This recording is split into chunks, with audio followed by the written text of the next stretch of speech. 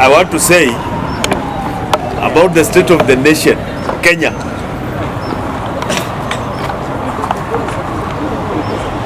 I want to say that we shall not stop fighting for good governance in our country. However much we are intimidated, however much we are threatened, however much we are abducted, however much some of us are killed, we shall not stop talking about demanding for good governance and respect for human rights. We shall not stop demanding for our rights. And President RUTO must stop applying the tactics of 1980s and 70s.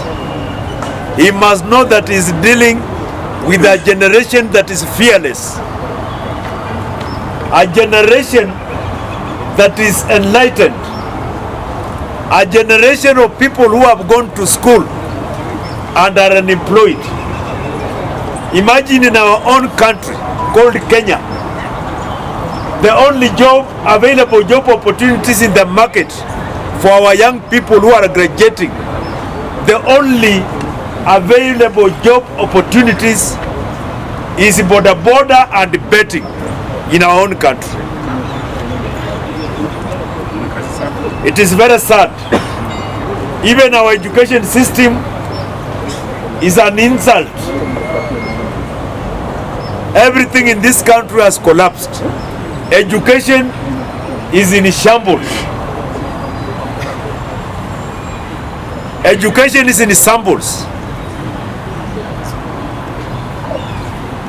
We have people who have to graduate to grade 9, na ndio watu leo wanajenga manyumba za nyasi kama classrooms. The agricultural sector in this country has collapsed. The health sector has collapsed. Everything in this country has collapsed because of bad governance, skewed and lopsided policies that are being forced down our throats by a regime that is rudderless, clueless, and planless.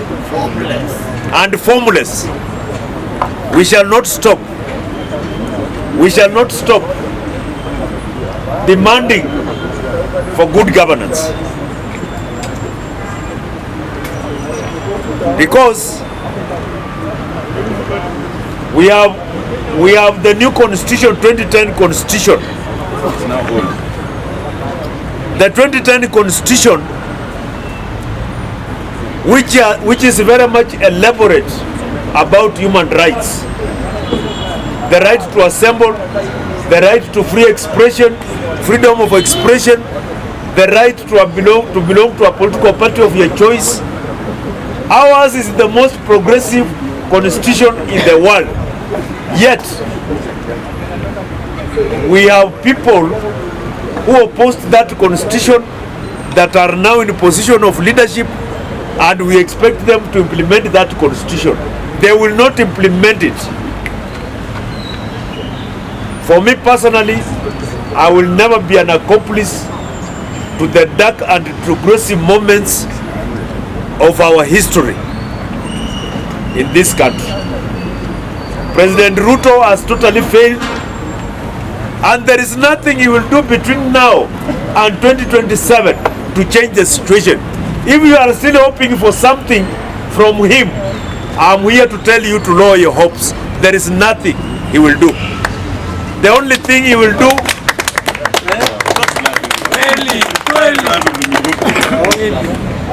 even those who surround him, the so-called advisors, if you are serious, you want to move this country forward, and you are selecting advisors, you must go beyond loyalty. Get somebody like Kwame Owino, an economic expert, to be in your team of advisors. Get experts. Go beyond loyalty. But you cannot appoint advisors. You cannot appoint advisors by rewarding loyalty. What will those people advise you? Advising you how to go to a toilet or doing what? Oscar Sudi advising. What can Oscar Sudi advise you, surely? That's a sharp man. That's a sharp man. It's a scam. What can he advise you? Everything in this country is a scam. Now we have... Not all. I'm finishing, Mr. Chairman, with this one. Not all. Now we have President RUTO, President Uhuru left something called Linda Mama as a safety net for mothers, expectant mothers who are expecting. A safety net, Linda Mama, so that those mothers, when they go to hospitals, they can give birth for free without paying. The government pays for them. It was called Linda Mama. Now RUTO has replaced it with the Linda Ng'ombe. Linda Mama has been scrapped. Now we have what we call Linda Ng'ombe. Vaccination for cows instead of vaccination for human beings. And our cows are producing a lot of methane into the air. And so Bill Gates is coming here with vaccines. That demonic fellow called Bill Gates is coming here with vaccines to vaccinate our cows so that they cannot produce methane into the air, so that the methane will not combine with the oxygen to destroy the ozone layer. Ati ng'ombe zetu zinanyamba zinaharibu hewa. Ati inafaa tu vaccine. Our children today, newborn children, cannot get the BCG vaccine because it has been replaced by cow vaccine. Vaccine ya ng'ombe imereplace vaccine ya watoto hospitalini. That's propaganda. RUTO thinks cows are so much important than human beings.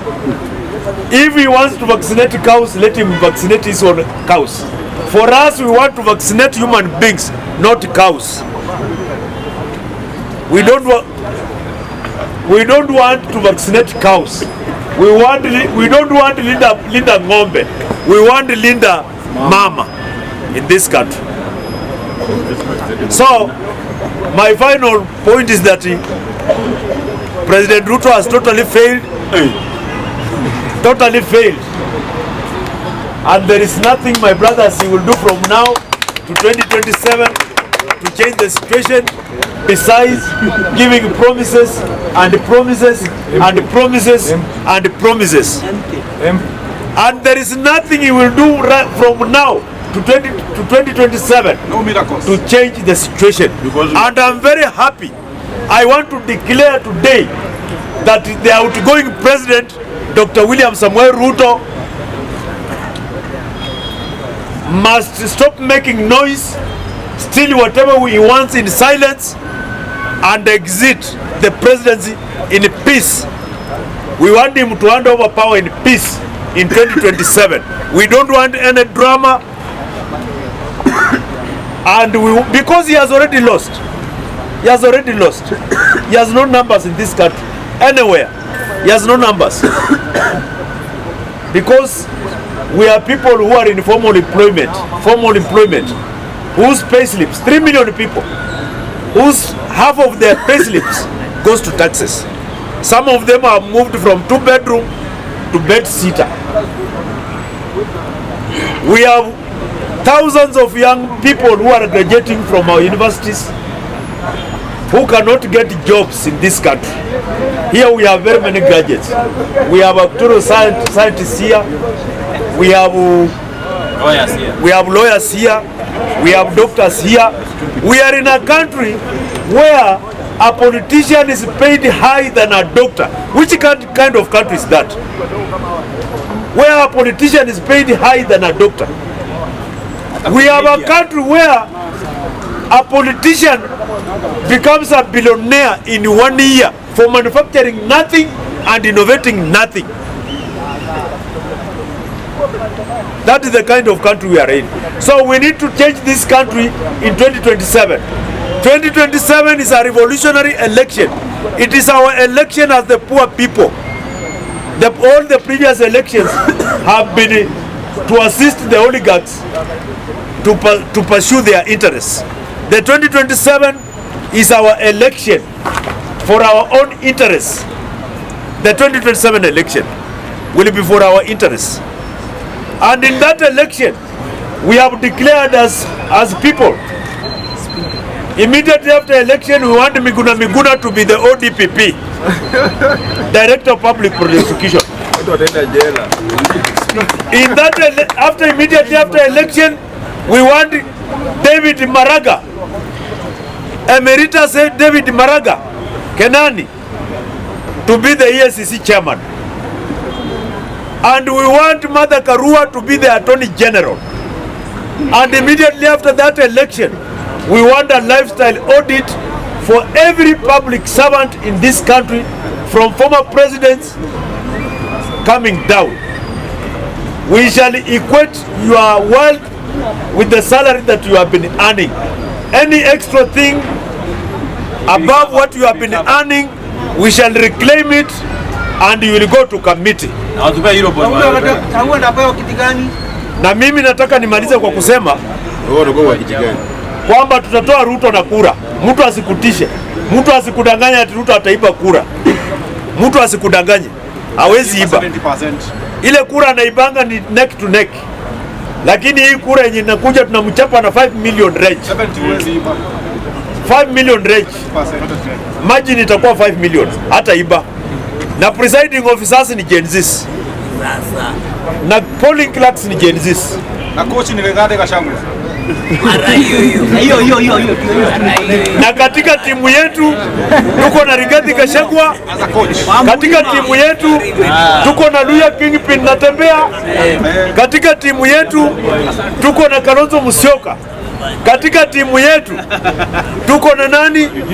Rigathi Gachagua, Eugene Wamalwa. Katika timu yetu tuko na kina Jeremiah Kioni, tuko na kina Morara Kebaso, na hao wengine wote wako kwa timu yetu. Na Ruto afanye bidii, asanye hao watu wengine wote aweke pamoja. Aweke Uhuru hiyo kona, aweke Gideon hapo. Anachelewa, anachukua Gideon amweke hapo. Tunataka tuwashinde wote wakiwa pamoja.